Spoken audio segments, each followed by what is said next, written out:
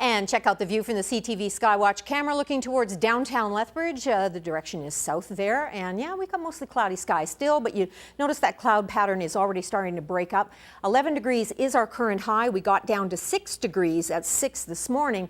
Winds are out of the northwest, so still a little chilly, but our barometric pressure is rising, but our humidity level is still high. But the fact that the barometric pressure is rising is a good indication that we are starting to see clearing skies from the west. Area of high pressure is already starting to move in, so that's going to continue to migrate across the mountains in the overnight hours tonight. Not that we're totally out of the woods. We could still see, the odd little shower in the overnight hours, but mostly we're starting to see that clearing trend start to move in from the west. The bulk of the precipitation, we talked about this yesterday, was eventually going to be migrating into Saskatchewan. The heavier amounts are going to arrive tomorrow, but there are already some heavy rainfall warnings in place for areas just along the Manitoba-Saskatchewan border, just in the central areas of the province. So they're expecting to see some heavier amounts tomorrow. But here we are looking at, still that pop-up shower activity along the Continental Divide, and of course the heavier concentration to the east. So you folks in Medicine Hat still have a really good chance of seeing on and off showers in the overnight hours, whereas further west,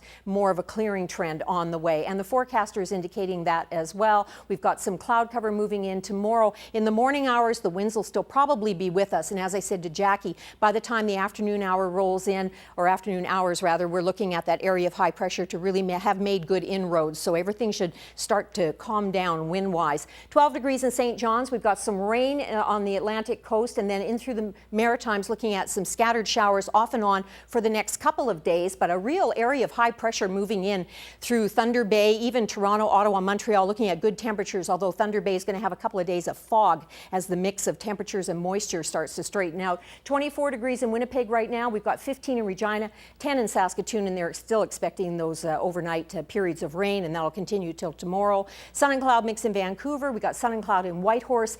Yellowknife had drizzle earlier today. Pretty cloudy up there, and 8 degrees right now. East Kootenay, you're looking at mainly cloudy skies with some possibility of fog tonight. 2 for a low, 14. And look at that, sun and cloud mix, winds out of the west. Crow's Nest Pass, cloudy tonight, cloudy tomorrow as well, and that chance of shower activity. But later in the day, you should be seeing some sunshine break through. 9 degrees for a high. Medicine Hat, mainly cloudy tonight and pretty much cloud cover throughout the day tomorrow. 12 degrees for a daytime high for you. But as you get into Friday, you'll start to see that clearing trend pick up. Lethbridge, we're looking at mainly cloudy skies tonight. Still a little windy in the overnight hours, and tomorrow morning, by late in the day tomorrow, we could see some sunshine starting to break through from the west.